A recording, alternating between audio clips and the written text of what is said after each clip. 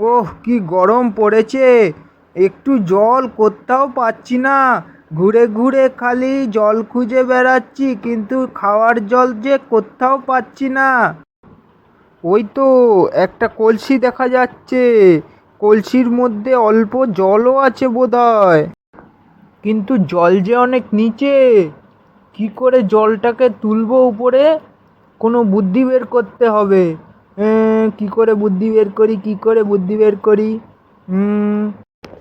Idea! এই তো নিচে যে নুড়িগুলো পড়ে আছে, এগুলো একটা একটা করে তুলি, আর তারপরে জলটা উপরে উঠে এলেই আমি খেয়ে নেব। আহা, কি তৃপ্তি! কা কা কা কা, কি তৃপ্তি! কা কা।